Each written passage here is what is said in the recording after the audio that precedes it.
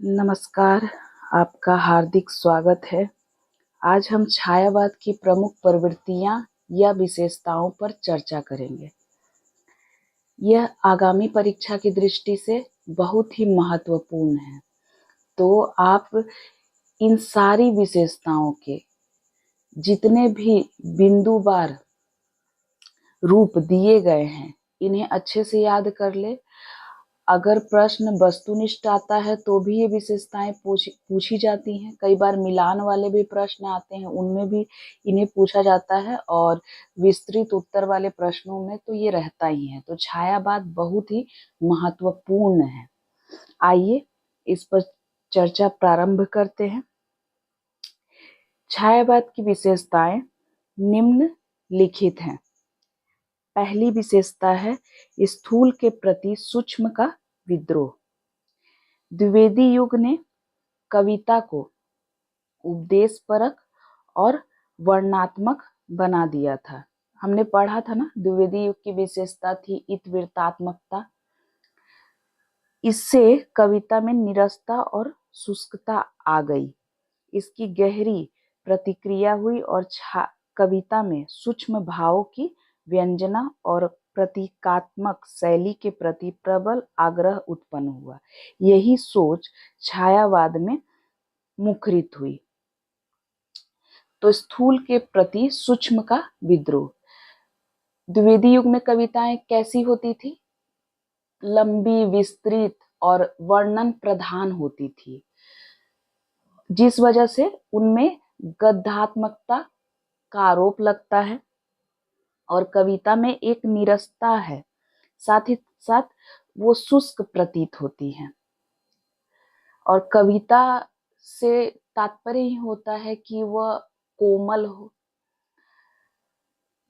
तो इसी के विरोध में छायावादी कवियों ने सूक्ष्म मतलब संक्षिप्तता को अपनाया और प्रतीकों के माध्यम से अपनी बात को रखनी चाहिए, जिसकी वजह से क्या हुआ कि कविता संक्षिप्त हुई ही हुई और कोमल भावों को प्रस्तुत करने वाली बनी, जिसके लिए इन कवियों ने प्रतीकों का सहारा लिया है।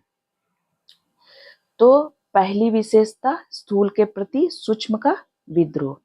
आगे बढ़ते हैं। अगली विशेषता जो है सौंदर्य भावना।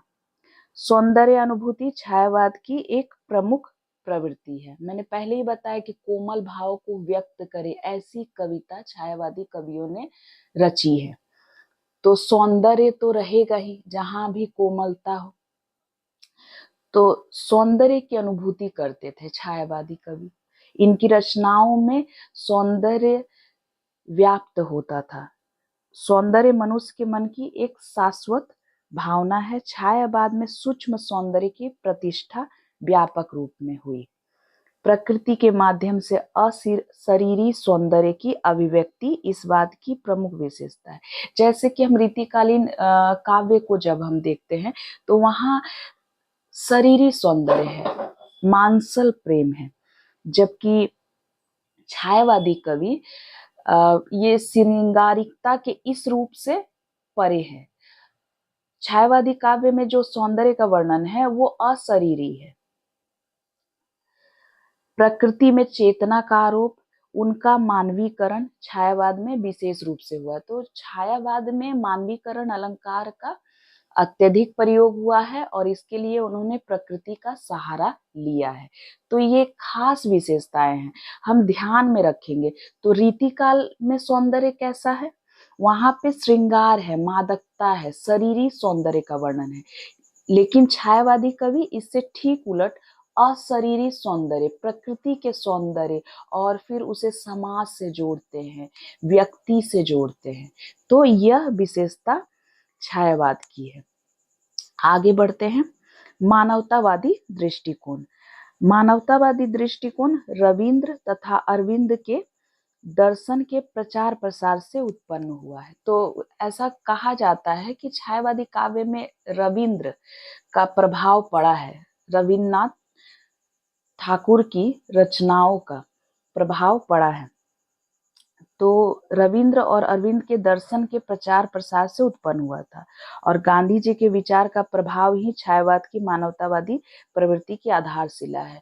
करुणा को महसूस करना, लोक कल्याण की भावना, विश्व बंधुत्व का जो भाव है, ये सारे गुण छायावादी काव्य में देखने को मिलते हैं। आगे बढ़ते हैं।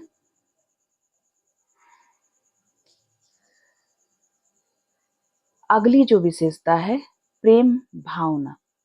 छायावादी काव्य में प्रेम भावना को बहुत महत्व दिया गया है। लेकिन ये प्रेम कैसा है? ये श्रृंगारिक प्रेम की यहाँ बात नहीं हो रही है। इसमें मादकता नहीं है, अश्लीलता नहीं है। कैसा प्रेम है? मानव प्रेम, प्रकृति प्रेम, नारी प्रेम, शिशु प्रेम, अज्ञात के प्रति प्रेम की विस्तृत अभिव्यक्ति हुई। छायावाद में यहाँ नारी मात्र शरीर नहीं है, अपितु वह मानवीय भावना का मूर्त रूप है। तो रीतिकाल में जितनी भी फुहड़ता आ गई थी या द्विवेदी युग में जितनी नीरसता आ गई थी, इन सब से परे छायावादी जो काव्य है, जैसे शिशु से कैसे माँ प्रेम करती है, शिशु के समान कोमल भाव की अभिव्यक्ति छायावादी काव्य में हुई है। तो यहाँ प्रेम तो है, लेकिन इस प्रेम में मादकता, अश्लीलता का प्रभाव नहीं है। ये अज्ञात के प्रति प्रेम है, लेकिन यहाँ करुणा और विरह की प्रधानता है। आगे बढ़ते हैं। व्यक्तिगतता की प्रधानता, मैंने अभी कहा ही है। द्विवेदी युग में क्या स्थिति थी? द्विवेदी युग में व्यक्ति कहीं दबा हुआ था, उसकी अभिव्यक्ति नहीं होती थी। सिर्फ समाज को लेकर द्विवेदी युग का काव्य चलता था और नैतिकता बहुत ज्यादा हावी थी। रचनाएं परिष्कृत और एक ढर्रे और परिपाटी में बंधी होती थी। उससे परे जो भी रचना होती थी, स्वतंत्र रचनाएं होती थी, उन्हें बहिष्कृत कर दिया जाता था। जैसे निराला की पहली कविता को महावीर प्रसाद द्विवेदी ने सिरे से नकार दिया था।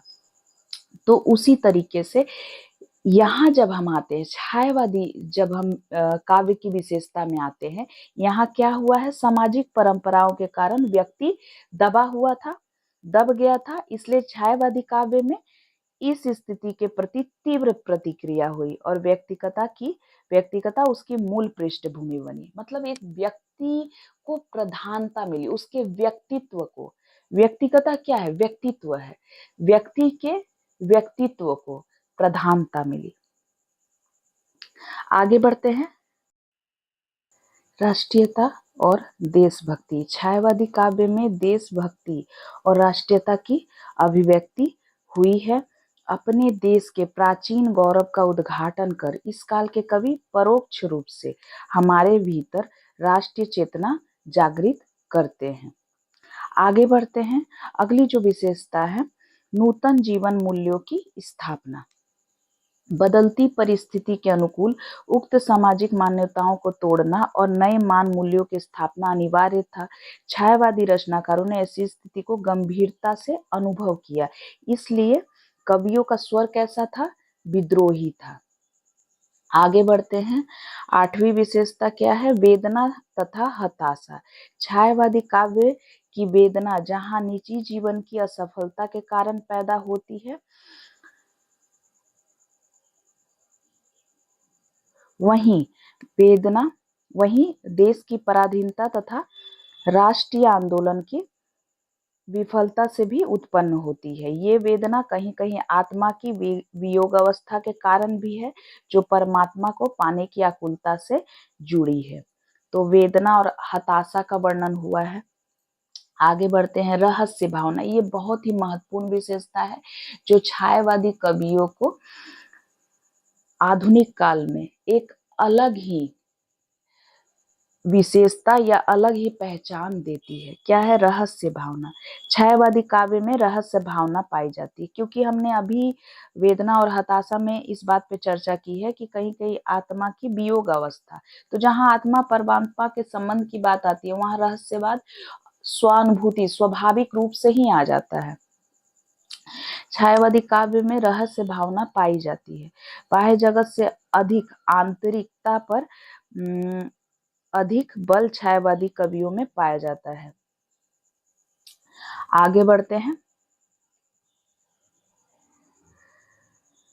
प्रतीकात्मकता और लाक्षणिक शैली, ये भी महत्वपूर्ण विशेषता है, क्योंकि जहां रहस्यवाद होगा, जहां आत्मा परमात्मा की बात होगी, वहां प्रतीक आएंगे ही और शैली लाक्षणिक होगी ही।